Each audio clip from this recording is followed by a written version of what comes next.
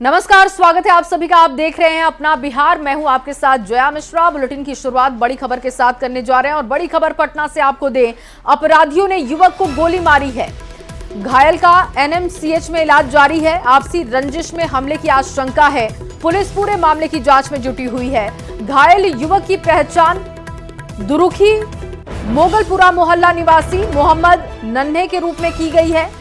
खाजेगला थाना क्षेत्र के नवाब बहादुर रोड की यह घटना बताई जा रही है। तस्वीरें आपके सामने हैं। देखिए, घायल का एनएमसीएच में इलाज जारी है। दूसरी तरफ जानकारी पुलिस जुटा रही है। आपसी रंजिश का ये मामला बताया जा रहा है कि आपसी रंजिश में हमला किया गया। पुलिस मामले की तफ्तीश में जुटी हुई है। घायल की पहचान भी हो चुकी है। घायल का नाम मोहम्मद नन्हे बताया जा रहा है। नवाब बहादुर रोड की यह घटना है।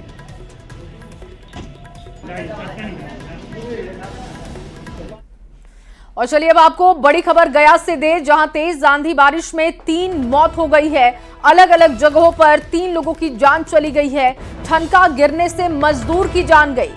दीवार गिरने से बच्चा और बुजुर्ग की मौत हो गई है। तेज आंधी बारिश की वजह से ये हादसे हुए। देखिए, अलग अलग जगहों पर 3 मौतें हुई हैं। ठनका गिरने से एक मजदूर की जान चली गई। वहीं जानकारी मिल रही है कि दीवार गिरने की वजह से एक बच्चे की जान चली गई। एक बुजुर्ग की भी मौत हो गई है।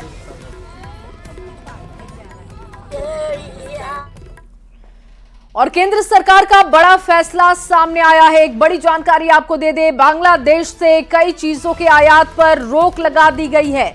केंद्र सरकार ने यह बड़ा फैसला किया। बांग्लादेश से रेडीमेड कपड़ों के आयात पर रोक लगी है। बांग्लादेश से खाद्य वस्तुओं के आयात पर भी प्रतिबंध है। भारतीय बंदरगाह पर नहीं आ पाएंगे बांग्लादेशी कपड़े। भारत का बांग्लादेश के खिलाफ बड़े फैसले का ये ऐलान समझिए। बांग्लादेश की कई चीजों पर प्रतिबंध लगा। बंदरगाह प्रतिबंध लगा दिया है भारत ने। भारत का बांग्लादेश के खिलाफ बड़े फैसले का ये ऐलान है। भारतीय वाणिज्य मंत्रालय ने नोटिफिकेशन जारी किया है। भारत में किसी भी जमीनी रास्ते से आयात पर प्रतिबंध होगा। नाहवा, शेवा और कोलकाता पोर्ट से भी आ सकेगा सामान। पूर्वोत्तर में नहीं मिल पाएगा बांग्लादेशी सामान। आपको जानकारी दे रहे हैं और समझिए, ये बहुत बड़ा फैसला केंद्र सरकार का। पूर्वोत्तर राज्यों में घरेलू उत्पाद बढ़ावा मिलेगा। इससे आत्मनिर्भर भारत अभियान को भी बढ़ावा देने पर जोर है और उसके मद्देनजर भी इस फैसले को आप महत्व दे सकते हैं। और अगली बड़ी खबर भागलपुर से, जहां कार से शराब की खेप जब्त की गई है। कार से 30 कार्टन विदेशी शराब जब्त की गई है। ड्राइवर मोहम्मद अलाउद्दीन अंसारी भी गिरफ्तार किया जा चुका है। कार सवार तस्कर भागने में कामयाब रहा। औद्योगिक थाना के 0 माइल चौक के पास ये कार्रवाई हुई है। ड्राइवर की गिरफ्तारी कर ली गई है, लेकिन तस्कर भागने में कामयाब रहा है। 30 कार्टन विदेशी शराब जब्त की गई है। पुलिस ने ये बड़ी कार्रवाई की है। हालांकि कार सवार जो तस्कर था वो भागने में कामयाब रहा। औद्योगिक थाना के 0 माइल चौक के पास कार्रवाई हुई। और वहीं पटना के फतुहा के सुनारू टोला में पुलिस ने शराब को लेकर बड़ी कार्रवाई की है। उत्पाद एवं मद्य निषेध की टीम ने भारी मात्रा में विदेशी शराब के साथ 1344 पीस केन बियर भी बरामद की। हालांकि छापेमारी की भनक लगते ही शराब कारोबारी वहां से भागने में कामयाब रहे। और अगली खबर बगहा से, जहां रामनगर में अवैध नर्सिंग होम में इलाज के दौरान जच्चा बच्चा की मौत की खबर, जिसके बाद परिजनों ने जमकर विरोध प्रदर्शन किया। परिजनों का आरोप है कि डॉक्टर ने उन्हें फोन कर अस्पताल बुलाया, फिर इलाज के नाम पर बहला फुसलाकर जच्चा बच्चा के इलाज के लिए पैसे भी मांगे गए। और जच्चा बच्चा की मौत के बाद डॉक्टर अस्पताल छोड़कर फरार हो गए, जिसके बाद परिजनों का गुस्सा फूटा। अब कार्रवाई की मांग की गई है। ना यही जो सब हो जाए, कहीं वक्त बड़ा हफ्ता न यही जो सब हो जाए। आखिर दवाई या विरोध सब करते करते 1-1.5 बजे करीब में घटना घट गई। क्या नाम डॉक्टर साहब के? उषा शिव मंदिर के पास एक उषा सिंह नाम का मकान है उनका। उसी मकान में उषा सिंह एक महिला चिंता देवी नाम की महिला का करवा रहे थे। उसी क्रम में उस महिला की मृत्यु हो गई है। लाश को पोस्टमार्टम के लिए भेज दिया। बच्चा के भी मौत हुई है? हाँ, बच्चा बच्चा दोनों को? बच्चा दोनों की मौत हुई। और अगली खबर सासाराम से है, जहां सदर अस्पताल में प्रसव के लिए आई एक महिला का प्रसव अस्पताल के गेट पर ही ई रिक्शा में हो गया। लापरवाही की वजह से नवजात की मौत भी हो गई। जब परिजन ई रिक्शा से महिला प्रसूता को अल्ट्रासाउंड के लिए निजी जांच घर ले जा रहे थे, इसी दौरान उसकी प्रसव पीड़ा काफी बढ़ गई, जिसके बाद परिजन ई रिक्शा को वापस अस्पताल की ओर लेकर भागने लगे। लेकिन अस्पताल के गेट पर ही प्रसव पीड़ा बढ़ने की वजह से वहां पर डिलीवरी हो गई। नवजात को NICU में भी रखा गया, लेकिन नवजात की मौत हो गई है। परिजनों ने अस्पताल प्रबंधन पर लापरवाही का आरोप लगाया है। सदर अस्पताल में बीते कई महीने से अल्ट्रासाउंड सेवा ठप है और देखिए इसकी वजह से एक बड़ी घटना घटी है। हम बाहर सर लेके जो ही गेट पर के 500 अभी हम नहीं पहुंचे, मैंने जैसे ही पास पहुंचे हैं बाइक क के बैटरी वाला गाड़ी उसे उतर के चले हैं, तली कह रहे हैं कि हमारे कात निकल रहे हैं माई। तो हम देखी नहीं तो बच्चा तो मुझे तो कहने कि यही रिक्शा करके बस हम चल आए। ना अस्पताल के अंदर गेट पर हुआ है ना? हाँ गेट। और वहीं बिहार की दूसरे सबसे बड़े अस्पताल NMCH में हेल्थ मैनेजर प्रणव कुमार पर नर्स से छेड़खानी का आरोप लगा है। छेड़खानी का CCTV फुटेज वायरल होने के बाद NMCH प्रशासन ने आरोपी हेल्थ मैनेजर को हटाकर दूसरी जगह पर काम पर लगा दिया है। साथ ही 5 सदस्यीय टीम मामले की जांच कर रही है। अस्पताल के अधीक्षक ने कहा कि जांच रिपोर्ट के आधार पर ही फैसला होगा। अभी उसकी जांच चल रही है, कमेटी है, 5 सदस्यीय कमेटी है। वो कमेटी जो कर रही है जांच, उसके बाद ही हम कुछ कमेंट कर सकते हैं। अभी कुछ नहीं कमेंट करेंगे। सर्जरी जो उनको दिया गया है कि आप इसको देखिए, उनको भी दिया गया है, वो सब सारे लोग देख रहे हैं, सबका बयान लिया जा रहा है, वो कर रहा है। मैं उसमें कुछ भी हस्तक्षेप नहीं कर रही हूँ। अभी कोई एक्शन लिया गया? अभी कैसे? अभी बस उनको वहाँ से हटा के दूसरी जगह रखा गया है।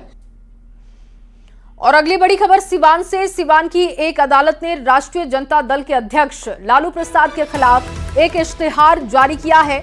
लालू प्रसाद से जुड़ा ये मामला साल 2011 का है, जब दरौंदा विधानसभा उपचुनाव में राजद प्रत्याशी परमेश्वर सिंह के समर्थन में लालू प्रसाद पर आचार संहिता का उल्लंघन कर भाषण दिए जाने का आरोप लगा था।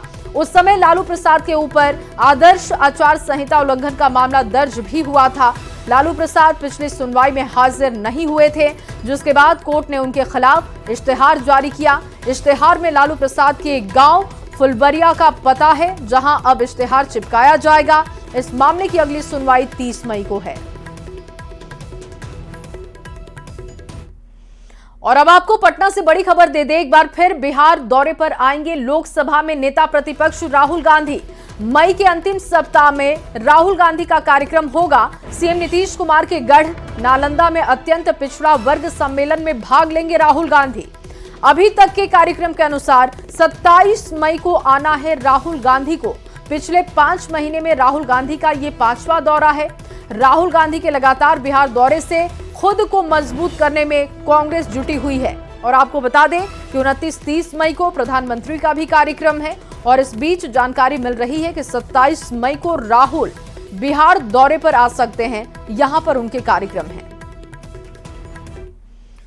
बिहार में दलित वोट बैंक को साधने की सियासत हो रही है। एनडीए के दलित वोट बैंक में सेंध लगाने के लिए महागठबंधन ने पूरी ताकत लगा दी है। इसे परवान चढ़ा दिया है राहुल गांधी के बिहार दौरे ने। राहुल गांधी ने बिहार दौरे के बाद कांग्रेस नेताओं ने दावा किया है कि दलित वोट बैंक अब कांग्रेस के पाले में है। तो वहीं आरजेडी भी दलितों को संदेश दे रही है। ताड़ी से बैन हटाने की मांग कर आरजेडी पासी समाज को साधने में जुटी है। तो एनडीए का कहना है कि दलित उसके परंपरागत वोटर हैं। बड़ा सवाल यह है कि दलित वोट बैंक किसके पाले में है। नेता प्रतिपक्ष प्रतिबद्ध है कि उनको मुख्यधारा में लाएंगे और उनके लिए वो संघर्ष रहित है। और यही सी कड़ी में वो बार बार जाति जनगणना की बात कर रहे हैं, दलितों की उनकी मुख्यधारा में हिस्सेदारी देने की बात कर रहे हैं। तो ये बिल्कुल सही है कि जिसकी जो आबादी है उसके हिसाब से उसकी हिस्सेदारी तय करनी चाहिए। और कांग्रेस की नीति क्या रही? बाबा साहब अम्बेडकर का अपमान, ज्योतिराव फुले का अपमान, जगजीवन राम का अपमान, माने दलित के नेता को अपमान का ही घूंट पिलाने का काम कांग्रेस ने करने का काम किया। आज कांग्रेस के राजकुमार राहुल गांधी कहते हैं कि हम दलितों के हिमायती हैं, हम पिछड़ों के हिमायती हैं, लेकिन मैं आपको बता दूं कि कांग्रेस ने हमेशा ही दलितों के आरक्षण को, दलितों के अधिकार को छीनने का काम किया है। जनता दल और भारतीय जनता पार्टी दलित के प्रति और दलित समाज के प्रति कभी भी बेहतर दृष्टिकोण नहीं रखी है और बाबा साहेब डॉक्टर भीमराव अंबेडकर के संवैधानिक व्यवस्था को कमजोर करने के लिए किस किस तरह से साजिश चल रही है, यह सब लोगों ने देखा है। इंडिया गठबंधन कोई भी ऐसे कार्यों को नहीं होने देगा जो दलित समाज के हक और अधिकार को छीनने का काम करेगा। और अब खबर बेतिया से, जहां बिहार विधानसभा चुनाव को लेकर भारत निर्वाचन आयोग के चुनाव आयुक्त डॉक्टर विवेक जोशी ने अधिकारियों के साथ बैठक की, जिसमें उन्होंने चुनाव की तैयारियों की जानकारी ली है। बैठक में बीएलओ को भी शामिल किया गया, जिनसे बूथ स्तर पर की गई तैयारियों को लेकर फीडबैक लिया गया। पश्चिम चंपारण के डीएम दिनेश कुमार राय ने चुनाव आयुक्त को जिले में की जा रही तैयारियों और भौगोलिक बनावट की जानकारी दी। चुनाव आयुक्त ने बिहार में वोट प्रतिशत बढ़ाने पर जोर दिया। चुनाव आयुक्त डॉक्टर विवेक जोशी 2 दिनों के पश्चिम चंपारण के दौरे पर हैं।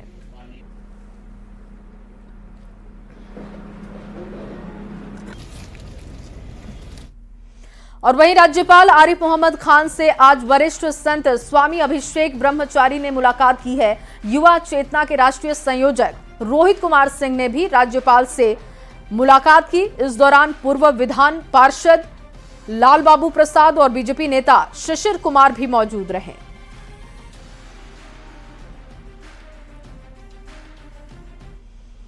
और पीएमसीएच कैंपस में ओपीडी भवन का अब पता बदल दिया गया है। दुनिया के दूसरे सबसे बड़े अस्पताल पीएमसीएच के नए भवन के 2 टावर के उद्घाटन के बाद विधिवत 6 विभाग के ओपीडी की शुरुआत हो गई है।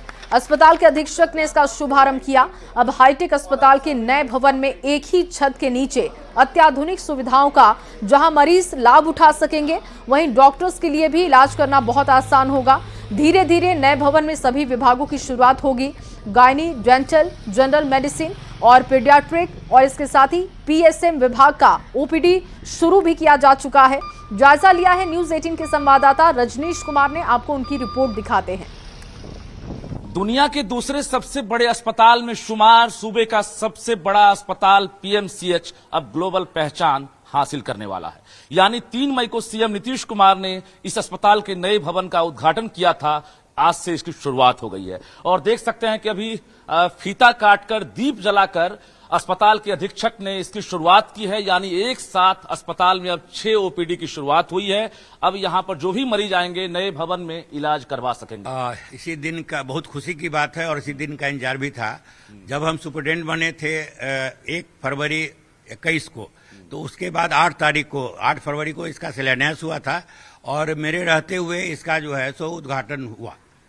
अब है कि मेरे रहते हुए और मेरे समय में खास करके जो हमारे पीडी हैं एलएनटी के, हम लोग इनके सहयोग से ये असंभव बात था, इतना जल्दी नहीं हो सकता था। 1050 बेड का ऑलमोस्ट करीब करीब मेरा तैयार है और हम डेडिकेट कर सकते हैं उसको। कितनी खुशी हो रही है, ये जो इंतजार की घड़ियां लंबी हो रही थी, बहुत खुशी हो रही है। क्या आप लोग को आसानी होगी इलाज करने में, बैठने में? आसानी होगी। एक तो यहाँ आने में सुविधा होगी। पहले हम लोग के पास एसी नहीं था, अब सारा एसी सुविधा, लिफ्ट सब कुछ हाँ। और एक बिल्डिंग में इतने सारे डिपार्टमेंट, मरीज को कहीं आना जाना नहीं पड़ेगा। जी जी बिल्कुल। कैसा लग रहा है? बहुत अच्छा लग रहा है। फील गुड, प्राउड फील हो रहा है कि मैं पार्ट हूँ पीएमसीएच की। डॉक्टर हैं आप जी। अब इलाज करने में क्या मजा आएगा जरा बताइए, क्योंकि धरती के भगवान हैं आप, आपको सुविधाएं मिल गई है जी। अब तो बेहतर ट्रीटमेंट देंगी ना? बिल्कुल बिल्कुल। कोई शिकायत नहीं? कोई शिकायत नहीं। जी क्या नाम? अस्पताल जो है वर्ल्ड क्लास हो गया है, बल्कि अब डॉक्टर्स की सोच भी वर्ल्ड क्लास हो गई है और इसके साथ साथ सुविधाएं भी अब वर्ल्ड क्लास मिलेगी। ये कहीं ना कहीं संकल्प लिया है डॉक्टरों ने। जाहिर है जिस प्रकार से सरकार ने सपना देखा है और सीएम नीतीश कुमार का ये ड्रीम प्रोजेक्ट था पीएमसीएच, और आज लग रहा है बदलता बिहार, विकसित बिहार, और यही है बिहार। कैमरामैन दीपक के साथ रजनीश कुमार, न्यूज 18 पटना। और सीतामढ़ी से अब खबर, जहां सीतामढ़ी में मालडीह टोला की रहने वाली ट्रांसजेंडर पूजा बिहार पुलिस भर्ती परीक्षा में सफलता अर्जित कर कांस्टेबल बन गई हैं। गरीब परिवार से आने वाली पूजा को मॉल में भी काम करना पड़ा। 10 घंटे काम करने के बाद जो वक्त बचता था उसमें वो पढ़ाई करती थी। 3 वर्षों तक पहचान छिपाकर काम करने के साथ बिहार पुलिस की तैयारी वो करती रही। इस साल बिहार पुलिस में कांस्टेबल की नौकरी पाने वाले 8 ट्रांसजेंडर में पूजा का नाम भी शामिल है। बिहार पुलिस की नवनियुक्त कांस्टेबल पूजा से बात की है संवाददाता संजय कुमार ने। आपको पूरी बातचीत सुनाते हैं। सबसे पहले परिपूजा आपको बहुत बहुत बधाई जी। Thank you sir. आपने इतना बड़ा मुकाम हासिल किया है। जी सर। हम सीधे सवालों पर आते हैं। आप पुलिस कांस्टेबल बन जाएंगी, ऐसा आपने सोचा था कभी? सर सोचे तो थे बचपन से ही, लेकिन ये नहीं कंफर्म था कि हम बन ही जाएंगे। लेकिन सोचे तो बचपन से ही थे कि हम कुछ अलग करेंगे, इतना हम बचपन से ही सोचे थे सर। कुछ अलग में क्या बनना चाहती थी? कुछ अलग मतलब जैसे कि यही मतलब ज़्यादा सपना तो ये था कि हम पुलिस ही बने। जी सर। थोड़ा अपने फैमिली बैकग्राउंड के बारे में बताएं। आपके पिताजी क्या करते हैं, माताजी क्या करती हैं? मेरे पिताजी सर मजदूर हैं, जो गांव घर में मतलब ऑटो चलाते हैं। गरीब फैमिली से हम लोग आते हैं। और मदर मेरा हाउस वाइफ है। जी सर। तो आपने पढ़ाई कहाँ तक की है? पढ़ाई सर हम BA फर्स्ट पार्ट में अभी है। पढ़ाई में पिताजी मजदूर हैं, कितने सक्षम थे आपको पढ़ाने में पिताजी? सर वो तो सक्षम उतना नहीं थे, बट हमको संघर्ष बहुत करना पड़ा। तो हमको खुद काम करके भी पढ़ाई करना पड़ा। तो हम खुद को भी काम करते थे। और मॉल वगैरह में जो होता है शॉपिंग मॉल, उसमें हम काम करते थे। पिछले 3 साल से हम उसमें कार्यरत भी थे, अभी भी थे उसमें। बट अब जब से ये रिजल्ट आ गया है तो हम उसमें रिजाइन दे चुके हैं। परी पूजा सर। परी पूजा, बहुत बहुत बधाई न्यूज़ 18 की तरफ से। और गुरु रहमान, एक बार फिर आपने अपनी छाप छोड़ी। ऐसे लोगों के लिए आप आगे बढ़कर आते हैं। प्रोफेशनल एटीट्यूड जो है उसको कहीं आप ताक पर रख देते हैं। आपकी बेटी एक बार फिर से कांस्टेबल बन गई है, क्या कहना चाहेंगे? देखिए, ये तो मेरे लिए बहुत सौभाग्य की बात है। बाकी कोचिंग वाले लोग कहते थे कि माहौल खराब हो जाएगा, लेकिन हमारे लिए इन लोगों का रिजल्ट माहौल बनाने वाला था। और मैं साक्षात भगवान का इन लोगों को रूप मानता हूँ। साथ ही साथ दिव्या ओझा हो या परी पूजा हो, अनमोल हो, जो भी लोग बने हैं, तो हम यही कहेंगे जितने भी ट्रांस समुदाय के लोग हैं कि बेझिझक बिना कुछ सोचे, पैसा लेकर के बात छोड़ दीजिए, खाने पीने के बाद छोड़ दीजिए, डायरेक्ट हमारे गुरुकुल में आइए। आज मधु, दिव्या और पूजा परी बनी है तो कल आप भी बनिए, लेकिन समाज के गंदी सोच पर एक तमाचा मारिए। बिल्कुल, सरकार ने अगर मौका दिया है तो गुरु रहमान भी साथ है। और ट्रांस कम्युनिटी के लोगों को अब चिंता करने की जरूरत नहीं है। अगर गुरु रहमान जैसे लोग पूरे मामले में लीड रोल लेने के लिए तैयार हैं तो निश्चित तौर पर एक बड़ी सौगात फिर से बिहार सरकार ने दी है। और मेहनत के बल पर जो पूजा पड़ी है वो कांस्टेबल बनी है, ये शुरुआत है। और हम उम्मीद करते हैं कि इनका भविष्य उज्जवल होगा और आगे बढ़ेंगी और समाज को अपना बहुमूल्य योगदान देंगी। संजय कुमार, न्यूज़ 18, पटना। और वहीं मुख्यमंत्री नीतीश कुमार अचानक नालंदा में सालेपुर से राजगीर के बीच बुद्ध सर्किट 4 लेन सड़क के निर्माण कार्य को देखने पहुंचे। सीएम नीतीश कुमार ने निर्माण कार्य का निरीक्षण किया और उन्होंने सड़क निर्माण की जानकारी ली। साथ ही उन्होंने अधिकारियों को कई जरूरी निर्देश दिए। इस सड़क के बनने से पटना से राजगीर की यात्रा आसान होगी और पर्यटन को भी बढ़ावा मिलेगा।